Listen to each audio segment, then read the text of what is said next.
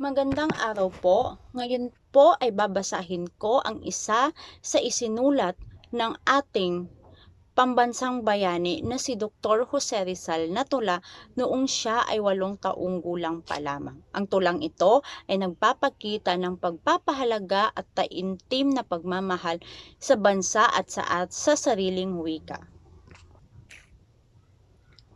Kapag ang bayay sadyang umiibig sa kanyang salitang kaloob ng langit, sanlang kalayaan nasa ring masapit katulad ng ibong nasa himpapawid. So ipinapakita sa unang talata na kahit noong bata pa lamang si Jose Rizal ay nakita na niya ang kahalagahan ng wikang pambansa.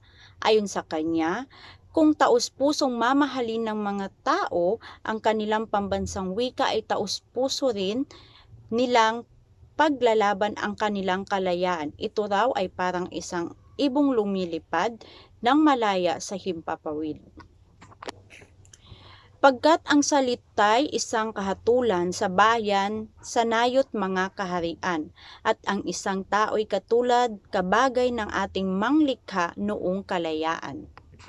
Ang wika ay ihinahalin tulad ni Rizal sa mamamayang ipinanganak sa kalayaan sa panahon noon ang Pilipinas ay naging alipin sa kamay ng mga Kastila. Ganun pa man, sinasabi ni Rizal na sa talatang ito na kahit na ang bansa ay parang nasa bilangguan ng mga dayuhan, ang kanilang pagmamahal sa kanilang wika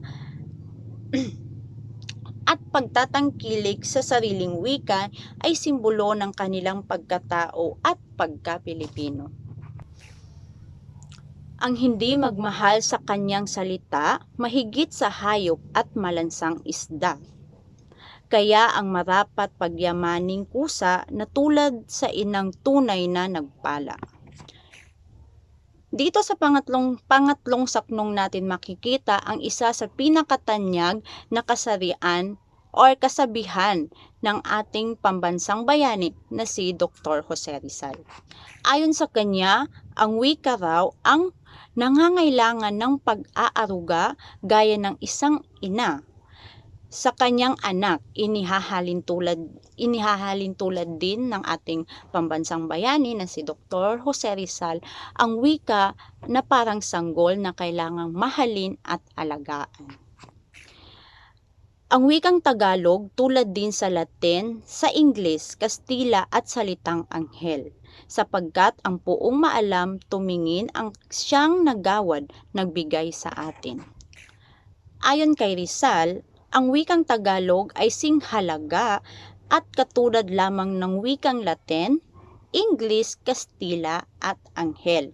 Hindi raw dapat ito minamaliit pag ikinukumpara sa ibang wika na mas maunlad na bansa, sapagkat iisa lamang ang Diyos na nagbigay bunga sa lahat ng wika ng mundo.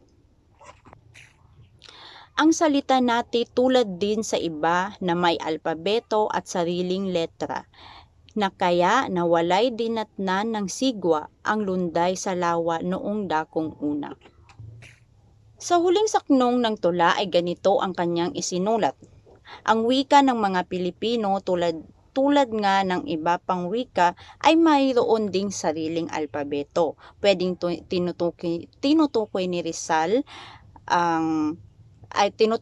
Rizal dito ang alpabeto or baybayin or ang lumang alpabetong Pilipino. Ngunit ayon kay Rizal, ang mga letra ng ating katutubong alpabeto ay parang natangay sa malalaking alon na parang mga bangka. Ang tulang ito ay nagpapahayag ng taimtim na pagmamahal sa bayan at sa sariling wika. Yan lamang po at maraming salamat.